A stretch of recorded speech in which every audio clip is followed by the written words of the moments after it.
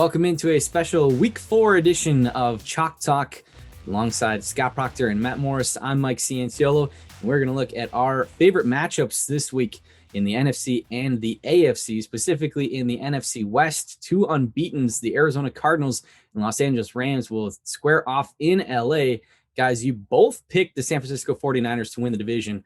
Out of this matchup, this grouping here, who do you think is going to take the W on Sunday, and do you still believe in the Niners that they will be division champions?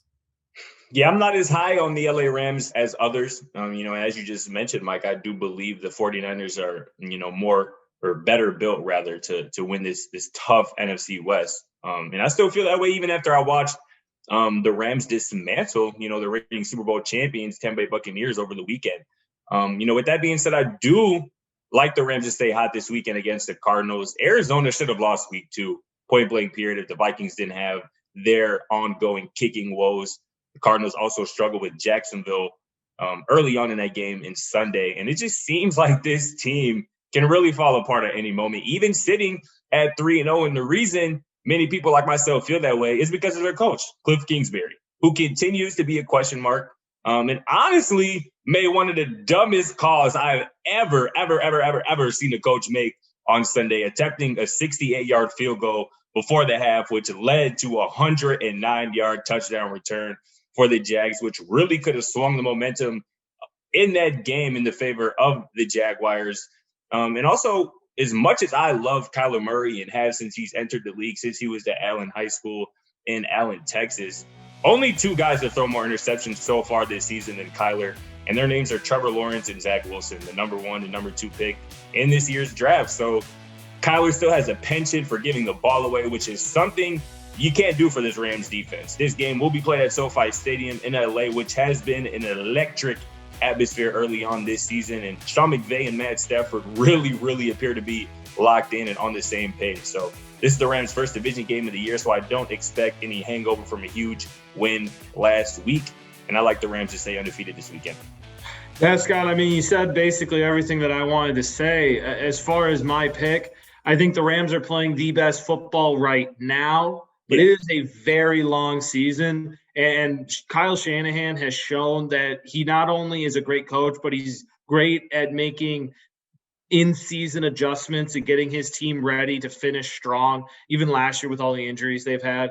And if you watch their game against the Packers, Jimmy Garoppolo and that offense looked fairly good towards the end of the game. Whether they played a full game or not, they were able to march down and get the touchdown that they needed. And then their defense just couldn't stop Aaron Rodgers with 37 seconds left. So if they fix the defense, I think that this 49ers team still has a lot that they can do as far as winning that division. Agreed. As for the Cardinals, I absolutely agree with everything you said. I thought the Cardinals were so close to making a run at the postseason last year after having a huge win against Seattle in overtime, just a thrilling game. Right. And they just fell apart. And it seems like that's going to happen again this year because they are playing loose and sloppy. And you're right. They should have lost against Minnesota.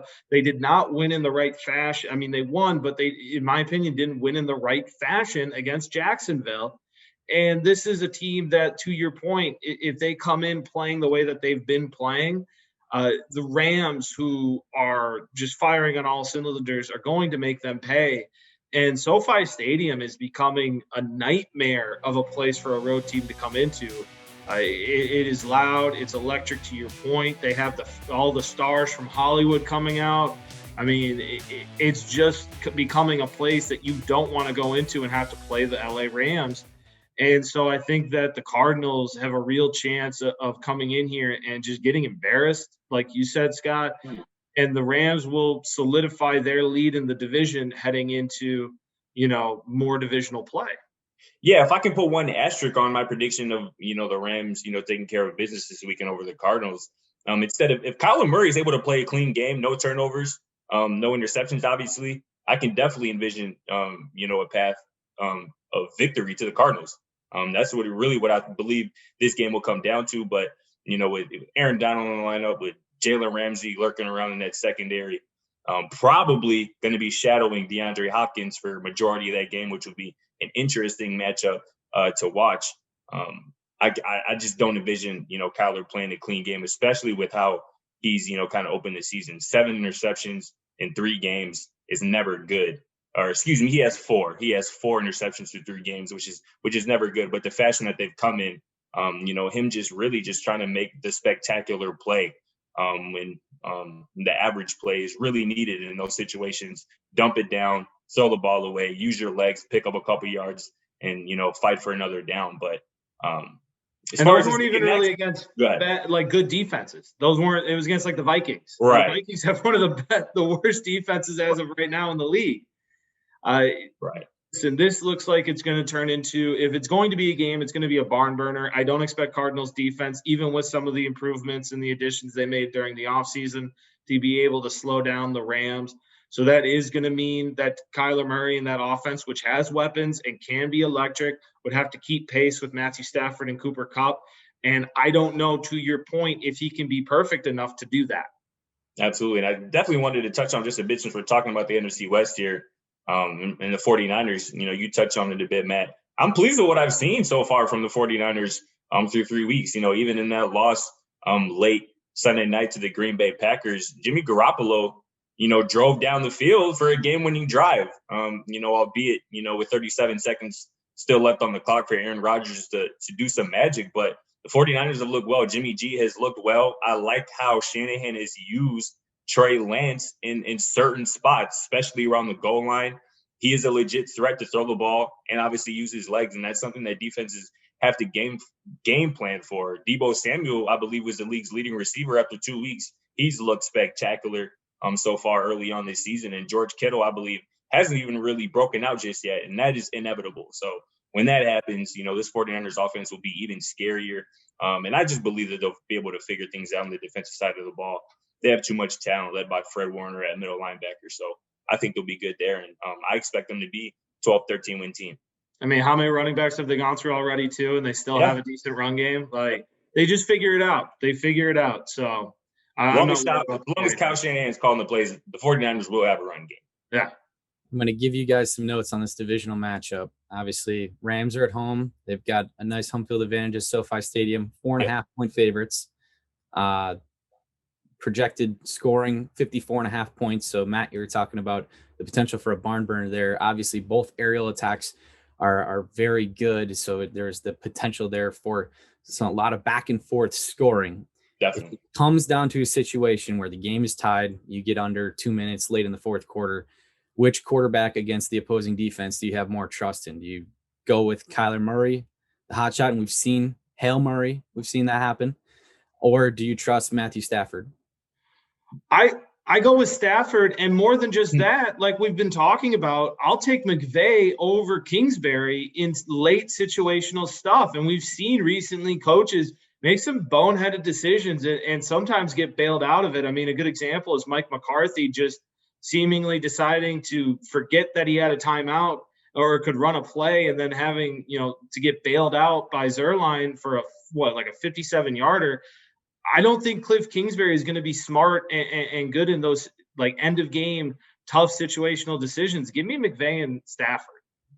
Mike, I really like that question. And Matt, I like your answer even better because I, at this point, disagree. In the situation that you described, Mike, late game situation, tie game, under 2 minutes left. This is a divisional game we're talking about. I have yet to see Matt Stafford in a big moment. Last week against the Tampa Bay Buccaneers was a big game. But the Los Angeles Rams were in control of that game from start to finish. We didn't really see him in any, pressure moments where you got to have this third down. You got to have this touchdown in the red zone. I've seen Kyler Murray go through those situations and thrive. And again, I mentioned the matchup with Jalen Ramsey and DeAndre Hopkins. Obviously, Kyler's first, choice would be to go to Hop. But if Jalen Ramsey has him, on clamps or whatnot, Kyler Murray has shown us through 3 weeks that he really trusts his other weapons. Rondale Moore looks like a real player. Christian Kirk is really turning into one of the most explosive receivers this league has. And obviously, A.J. Green just exploded for 100 yards over the weekend. Everybody seemed to have forgotten about him. So I actually like Kyler Murray, his weapons. And I understand the point that McVay can probably elevate Matthew Stafford. But I've also been on the record saying this as well. Cooper Kupp has probably looked like the best receiver through 2 weeks statistically. But I'm not a huge believer in that wide receiver room, that running back room in LA as a whole just yet. I'm not completely sold. So to answer your question, Mike, I actually like Kyler if that's the situation this weekend. I mean, we haven't seen Stafford in a pressure situation with the Rams, but I do recall him pretty early in his career leading the Detroit Lions on a game-winning score with a dislocated shoulder. So I know I trust him, and he's shown that he can handle big situations. Okay, but I get that Kyler Murray has not done this yet, but Matthew Stafford has been in the league 10 plus years and has me and him have the same amount of playoff wins. Not that this is a playoff game by any means, but again, I have yet to see him in those high leverage moments. All right. So high on Cooper Kupp, not so much on Robert Woods and Deshaun Jackson and the other receivers. Correct. Although, hey, if Deshaun Jackson can play a full season and look like he did on Sunday night, then the Rams just might have it all. But I don't envision that happening. We'll have to see. So that's our favorite game coming up in the NFC on Sunday. The other one in the AFC that we want to be looking at taking place in Denver, Ravens at Broncos. Guys, who do you have coming out of that game? The 3-0 Denver Broncos, the 2-1 Baltimore Ravens, Lamar Jackson and Teddy Bridgewater. Who we got?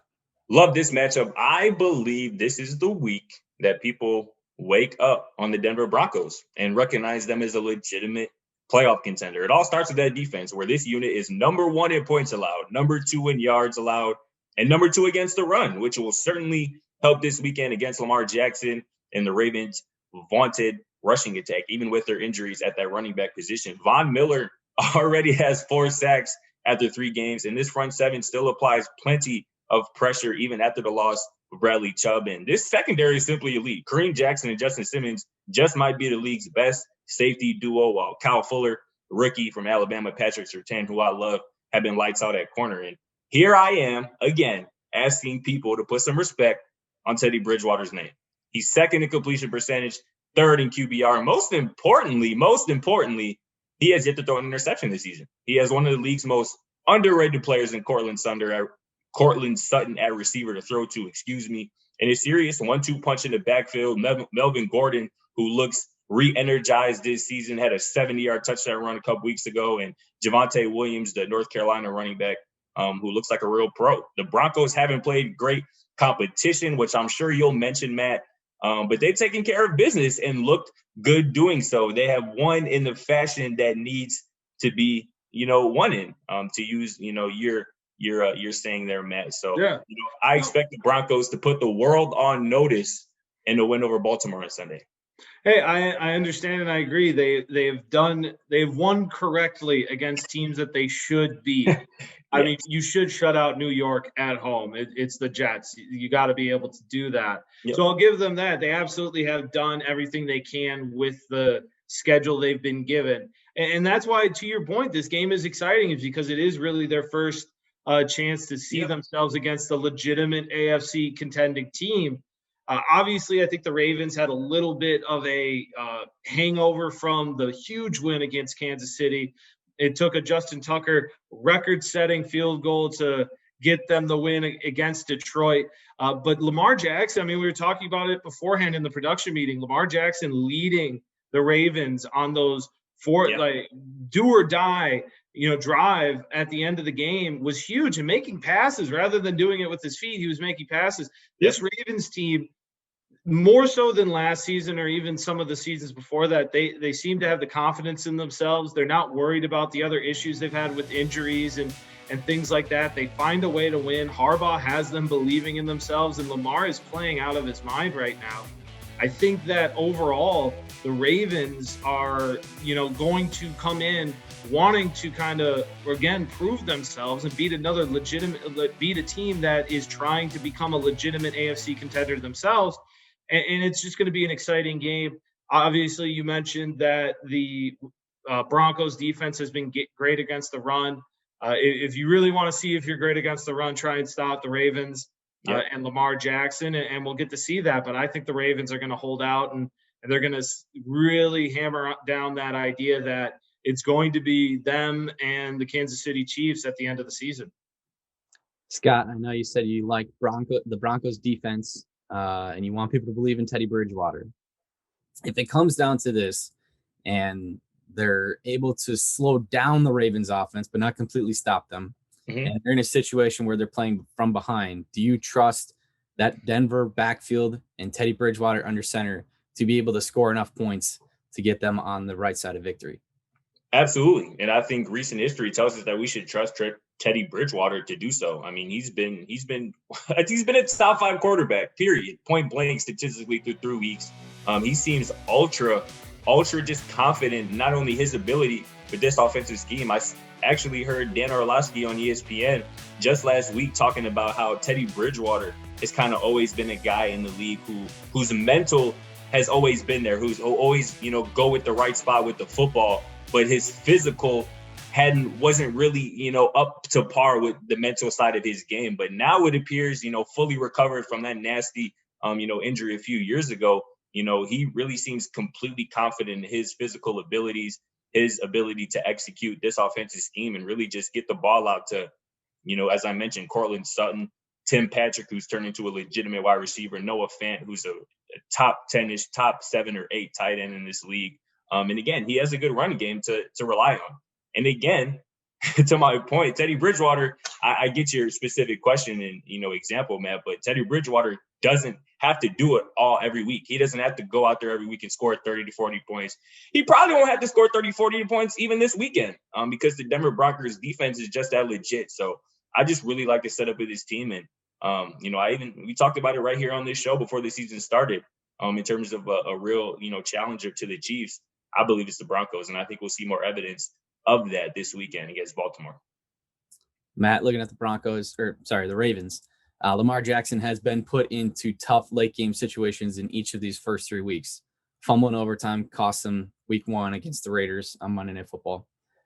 Week 2, he's able to execute a gutsy 4th down call after putting them ahead over the Chiefs to basically eliminate the chance for Patrick Mahomes to lead Kansas City to a game-winning drive. And then obviously, last week orchestrating a 4th and long situation to try and set up an NFL record field goal from Justin Tucker. Do you trust Lamar Jackson enough to be able to do that in a week in, week out situation? Obviously, it didn't work out week 1, but the last 2 weeks it has. Do you trust Lamar Jackson enough and say, yes, he is a great late game performer, a clutch performer, that situation 9 times out of 10, I'm rolling the dice with Lamar Jackson? Good question. I mean, yeah, I really think he's proven that. I mean, Lamar Jackson is something that we really haven't seen in the NFL. And I think people are finally starting to just appreciate how great he is, not just as an athlete, but as a quarterback and what he brings to the position. And the other thing is that the Ravens have really bought into that and optimized his skills so that they really highlight that. And I think that this season you're seeing the culmination of everything he's been through, from having leading one of the best offenses and being MVP to trying out the passing game to leading that team to the playoffs and finally beating the Tennessee Titans last season. This is a season where I think the Ravens continue to add to that. And Lamar is really showcasing why he is an MVP candidate year in and year out, and why he won it that first time, and that he needs to be talked about as one of those great quarterbacks in the AFC and in the league. And just to piggyback off that, the more I think about it, Lamar Jackson, honestly, at this point has to be a dark horse MVP candidate.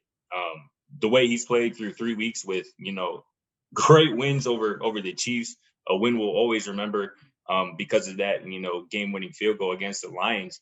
And the reason I agree with you there, Matt, about, his late game heroics and his penchant to do that more moving forward is because he has the belief of that team, and most specifically John Harbaugh. I mean, I know we've all seen by now the clip at the end of that Chiefs game where Harbaugh comes onto the field, asks Lamar if he wants to go for the 4th and 1.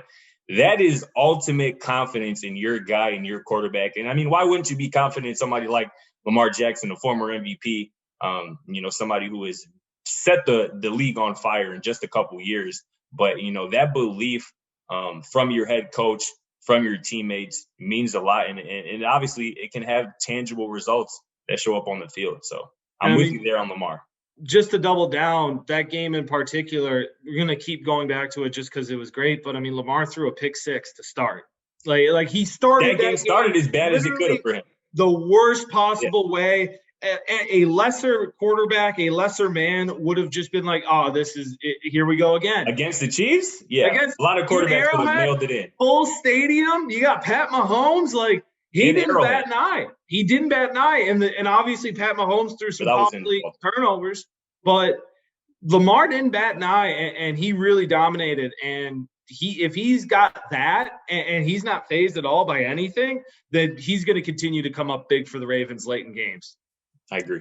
We'll have to see how Lamar does on Sunday in the afternoon at Mile High against a tough Broncos defense. But that will do it for us on Chalk Talk. For Scott Procter and Matt Morris, I'm Mike Cianciolo. We will see you guys again soon.